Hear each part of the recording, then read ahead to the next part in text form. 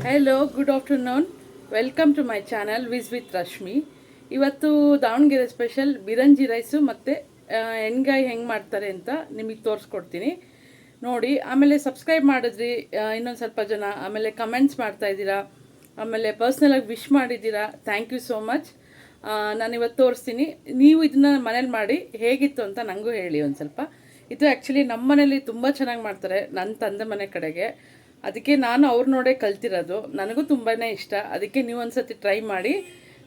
Almost ದಾವಣಗೆರೆಯಲ್ಲಿ ಎಲ್ಲರೂ ತಿಂತಾರೆ, ಬಟ್ ಔಟ್ಸೈಡರ್ಸ್ ಹೊರಗಡೆಯಿಂದ ನೋಡೋರಿಗೆ ಯಾವ ಥರ ಮಾಡ್ತಾರೆ ಅಂತ ಒಬ್ಬೊಬ್ಬರು ಒಂದೊಂದು ರೀತಿಲಿ ಮಾಡ್ತಾರೆ. ನಾವು ಯಾವ ರೀತಿ ಮಾಡ್ತೀವಿ ಅಂತ ನಿಮಗೆ ಹೇಳ್ತೀನಿ ಇವತ್ತು. ಬರೀ ತೋರಿಸ್ತೀನಿ. Thank you so much.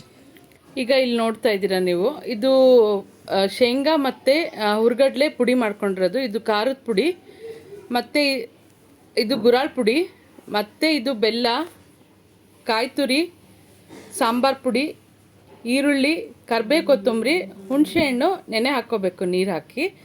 ಈಗ ಒಂದು ಬಾಣಲಿ ಇಟ್ಕೋಬೇಕು, ಅದಕ್ಕೆ ಎಣ್ಣೆ ಹಾಕಿ ಅದು ಕಾಯಬೇಕು. ಇದಕ್ಕೆ ನಾನು ಇದು ಬದನೆಕಾಯಿ ತೊಗೊಂಡಿದ್ದೀನಿ, ಮತ್ತು ನಮ್ಮ ಕಡೆ ಸಿಗುತ್ತೆ ಅದು ಕ್ಯಾಪ್ಸಿಕಮ್ ಅಂತ ಹೇಳಿ, ಅದನ್ನು ಫಿಲ್ ಮಾಡ್ಕೊಂಡಿದ್ದೀನಿ.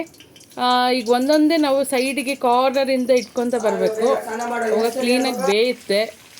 ಫುಲ್ ಈಗ ಬೆಂದಿದೆ, ಸೈಡಿಗೆಲ್ಲ ನೀರು ಹಾಕಿ ಒಂದು ಸ್ವಲ್ಪ ನಾವು ಮುಚ್ಚಿಬಿಟ್ಟು ಇಟ್ಬಿಡೋದು. ಇದು ಬಿರಂಜಿ ರೈಸ್ ಯಾವ ಥರ ಮಾಡೋದು ಅಂತ, ಇದು 1 kg ಇದೆ ಬೆಣ್ಣೆ. ಆಮೇಲೆ ಇದು ಚಕ್ಕೆ, ಲವಂಗ, ಏಲಕ್ಕಿ ಪುಡಿ ಇಷ್ಟೇ ಮಾಡ್ಕೋಬೇಕು, ಜಾಸ್ತಿ ಏನೂ ಹಾಕಂಗಿಲ್ಲ ಇದಕ್ಕೆ. ಆಮೇಲೆ ಕರಿಬೇವು ಹಾಕಬೇಕು. ಆಮೇಲೆ ಬೆಳ್ಳುಳ್ಳಿ 1/4 kg ಸಿಪ್ಪೆ ಸುಲಿಬೇಕು. ಅದು ಹಾಗೆ ಇರಬೇಕು, ಬೆಳ್ಳುಳ್ಳಿ ಸಿಪ್ಪೆ ಸುಲಿದ್ರೇ ಚೆನ್ನಾಗೆ. ಆಮೇಲೆ ಇದು ಹಸಿಮೆಣಸಿನ್ಕಾಯಿ ಮತ್ತು ಆನಿಯನ್ನು. ಈಗ ಒಂದು ಕುಕ್ಕರ್ ಇಟ್ಬಿಟ್ಟು ಅದಕ್ಕೆ ನಾನೀಗ ಬೆಣ್ಣೆ ಹಾಕ್ತೀನಿ. ಬೆಣ್ಣೆ ಹಾಕಿ ಅದು ಕರಗಿದ ಮೇಲೆ ಅದಕ್ಕೆ ಕರಿಬೇವು ಹಾಕಬೇಕು. ಕರಿಬೇವು ಹಾಕಿದ್ಮೇಲೆ ಹಸಿಮೆಣಸಿನ್ಕಾಯಿ ಮತ್ತು ಆನಿಯನ್ನು ಇದೆಲ್ಲ ಹಾಕಿ ಚೆನ್ನಾಗಿ ಕುದಿಸ್ಬೇಕು. ಅದೆಲ್ಲ ಕ್ಲೀನಾಗಿ ಫ್ರೈ ಆಗಬೇಕು. ಫ್ರೈ ಆದಮೇಲೆ ಈಗ ನೀವು ನೋಡ್ತಿದ್ದೀರಾ, ಅದು ಕ್ಲೀನಾಗಿ ಫ್ರೈ ಆಗ್ತಾಯಿದೆ. ಅದಕ್ಕೆ ಈಗ ನಾವು ಈಗ ಬೆಳ್ಳುಳ್ಳಿ ಅದೇನು ನಾವು ಸುಲಿದು ಇಟ್ಕೊಂಡಿದ್ವಲ್ಲ, ಅದು 1/4 kg ಹಾಕ್ಬೇಕು. ನೀವು 1/4 kg ಹಾಕಿ ಅದನ್ನು ಅದಕ್ಕೆ ಹಾಕ್ತಾಯಿದ್ದೀನಿ. ಅದು ಅಷ್ಟೇ ಚೆನ್ನಾಗಿ ಫ್ರೈ ಆಗಬೇಕು. ಈಗ ಫ್ರೈ ಆಗ್ತಾಯಿದೆ.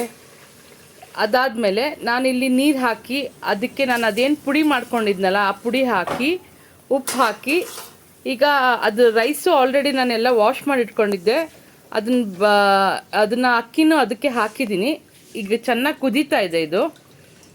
ನೀವು ನೋಡಿ ಉಪ್ಪು ಟೇಸ್ಟಿಗೆ ಯಾವ ಥರ ನಿಮಗೆ ಬೇಕು ಅಂಥೇಳಿ. ನಾನು ಕಡಿಮೆನೇ ಹಾಕ್ತೀನಿ, ನಮ್ಮನೇಲಿ ಕಡಿಮೆ ತಿಂತಾರೆ. ನಿಮಗೆ ಹೆಂಗೆ ಬೇಕೋ ಹಾಗೆ ನೀವು ಒಂದು ಸ್ವಲ್ಪ ಆ್ಯಡ್ ಮಾಡ್ಕೋಬೋದು. ಈಗ ನೋಡ್ತಾ ಇದ್ದೀರಿ, ಈಗ ರೆಡಿಯಾಗಿದೆ ಬಿರಂಜಿ ರೈಸು, ಎಣ್ಗಾಯಿ ಮತ್ತು ಸೌತೆಕಾಯಿ.